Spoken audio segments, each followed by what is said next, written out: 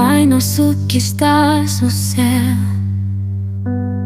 santificado seja o teu nome. Venha a nós o teu reino, seja feita a tua vontade, assim na terra como no céu. O pão nosso de cada dia nos dai hoje, perdoa-nos as nossas... Pai do Senhor, meu irmão, eu quero compartilhar contigo uma verdade que me impactou essa semana. Eu estava conversando com um pastor amigo meu e nós estávamos falando a respeito da voz e do silêncio de Deus. E esse pastor, ele citou um testemunho que a esposa dele passou mal, ela estava em um cômodo da casa e a sogra dele estava num outro cômodo. E a esposa dele passou mal que não conseguia nem falar. Então ela passou mal, ficou lá caída e a sogra no outro cômodo não sabia o que estava acontecendo. Só que ela ouviu a moça que estava caída chamando ela. E como? Não foi com palavras, porque a moça não conseguia falar. Mas quando a gente intenciona um clamor tão grande no nosso coração, a gente acaba atingindo o nosso irmão. Quem dirá a Deus? Por exemplo, imagine que você está à beira de um rio, só que você não sabe nadar. Mas aí seu filho está dentro do rio e você tem que salvar seu filho. Um pai não mede sorte para salvar o filho. O pai vai lá e entra na água. Mas aí, para piorar, afoga você e seu filho. Os dois estão se afogando. Aí você vai, socorro, socorro, pedindo socorro tão grande. Se você conseguir intencionar isso, direcionar isso para Deus, não tem como Ele não te ouvir. Ou seja, a comunicação entre um pai e um filho, a fé não é simplesmente um acreditar em Deus. A fé se manifesta num desesperar por Deus. A fé é uma coisa desesperada. Deus, se você não agir, Deus, eu preciso de você. A fé é algo poderoso, impactante, entenda isso. A sua comunicação com Deus vai mudar.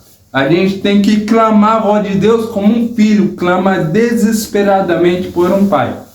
Por exemplo, meu filho, se ele ficar distante e estiver numa situação de perigo, ele vai clamar o pai dele com a certeza que eu vou clamar, meu pai vai me proteger. E assim temos que ser com Deus.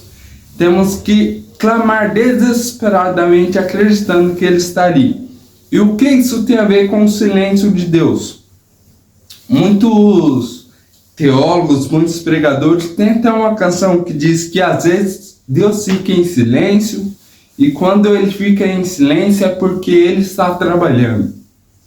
E é verdade, às vezes nós não conseguimos ouvir a voz de Deus, mas uma coisa é certa, Ele continua trabalhando, Ele está sempre trabalhando. Mas entre eu não conseguir ouvir a Deus e Ele não estar falando, tem uma diferença muito grande. Às vezes nós estamos em dificuldades, em situações que a nossa ansiedade é lá em cima, nossos pensamentos a mil, e Deus não encontra espaço para falar conosco. Mas não é que Deus não está falando, é que eu não estou apto a discernir o que Ele quer me dizer. Porque Deus está vivo e Ele fala todo o tempo. Imagine um rádio, um radinho. Enquanto você não sintoniza na frequência correta, você não consegue ouvir o que está sendo transmitido no rádio. Mas nesse exato momento, ondas de rádio estão passando por nós. Mas nós não estamos ouvindo. Por quê? Porque não estamos sintonizando. Assim é com Deus. Nós temos que sintonizar na mesma frequência do Senhor. Assim, até mesmo nos momentos que achamos que Ele está em silêncio, vamos poder ouvi-lo. A maioria das pessoas que dizem não, Deus fica em silêncio, sim, elas se apoiam num período interbíblico. E sim, é verdade, teve um período interbíblico entre o Velho e o Novo Testamento, em que não existiram livros canônicos, onde Deus inspirou o Espírito Santo a ser revelado por meio de seus profetas. Mas entre Deus não escrever um livro, não significa que ele ficou em silêncio e abandonou todo mundo naquela época. Porque eu tenho certeza que durante aqueles anos continuaram ocorrendo milagres, maravilhas, coisas maravilhosas aconteceram, e assim vai ser com sua vida. Não importa o quão tenebroso seja o momento que você está passando, Deus estará com você. Fique com essa palavra nesse dia, amém? Deus abençoe. Eu sou o caminho, a verdade e a vida. Ninguém vem ao Pai a não ser por mim. Em liberdade eu preciso, porque eu vou para o Pai.